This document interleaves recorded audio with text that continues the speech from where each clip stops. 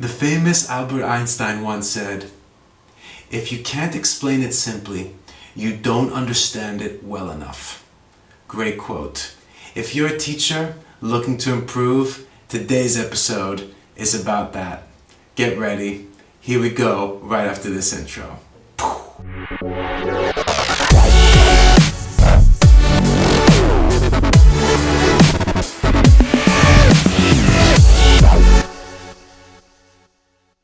Welcome back, Trailblazers, to another episode, number 93. I'm Nan, the CSL Trailblazer. Let's make something happen and build that momentum. For you teachers out there, or anybody trying to achieve fluency for English, this channel is dedicated for you.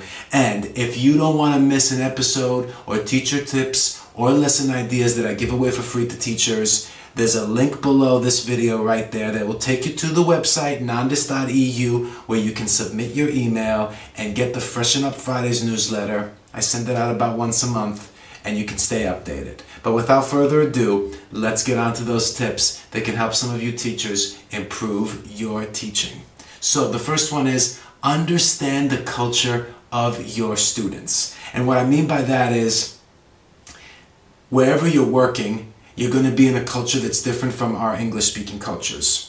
And it's incredibly valuable if you get to understand and learn and know about that culture. And not just the cuisine, but the behavior and the habits and the idiosyncrasies of that culture. The better you understand and get to know it, the more you can contrast it to the English-speaking world. And the students in your class are going to find that incredibly valuable and insightful, because it really makes a difference and helps them understand the culture of the English-speaking world and why people use certain language the way they do, or behave the way they do, or react in certain ways, because that's part of the lessons you're going to be teaching. So anytime you can establish this contrast, or maybe even link or similarities, your students are really going to enjoy it, and so are you, because you're learning at the same time about the place where you're living or experiencing when you're traveling and teaching. Or even if you've been in one place for a long time, you can still do this. You probably already know what those are. You just have to bring them into the classroom. Tip number 2 is become a student of the language. That's right.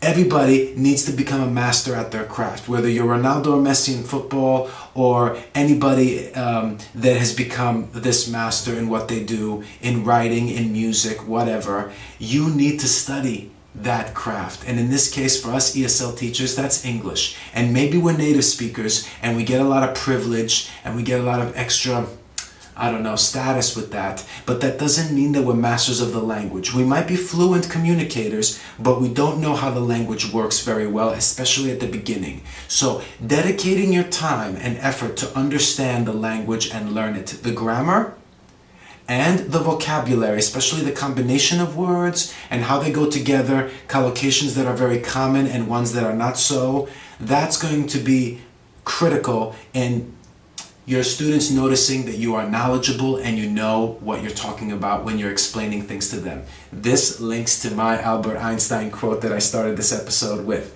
The better you understand it, the better it will be and easier it will be for you to explain it to your students. And the easier you can explain it, the easier it is for them to learn. 1, 2, 3, boom, you got the results. What else do you want? Next one is show your personality. I really like this one. I take that one take it very seriously. I'm not sure if I should say that, but I have personality in my classroom. I try to show it as much as I can. Emotions, feelings, reactions to what your students say, sense of humor.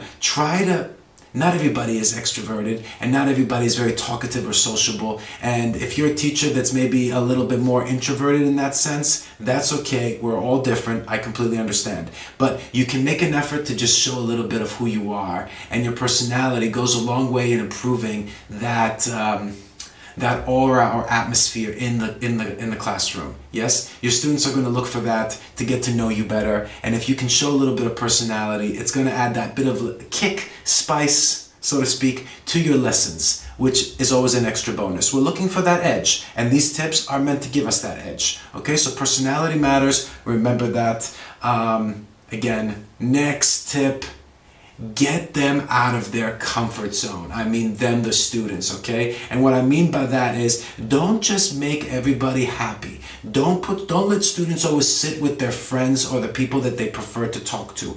Mix up those pairs. Change them up all the time. Keep them talking to others as much as possible, even the people that they don't like talking to, okay? Make them uncomfortable. Make sure that you're mixing up the activities and tasks that you set them. Maybe you know the ones they like. Mix it up and give them the ones that they don't like. Do language that's difficult. Do language that they don't like doing. Not all the time, because then they're going to hate you. But get them out of their comfort zone, and if you want, at least once or twice, explain that is your purpose.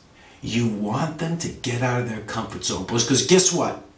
Only when you get out of your comfort zone do you learn, grow, and improve as a person. And that goes for anything, the same as for language. So make sure you get them out of their comfort zone, and especially when they have to produce language, like in speaking and writing, that's a critical area where you need to do that the most. Okay? Next one, have real life examples or situations for the grammar and vocabulary that you're teaching. Okay, this one is quite valuable and critical, okay? Because the better the examples, again, Einstein coming in, that's my quote for this episode, okay? The better the real life examples are, your students will be able to contextualize that language much easier and remember it better. They're going to appreciate that. They're going to remember you for that. They're going to say, I understand it. I know how to use it. I'm going to use it.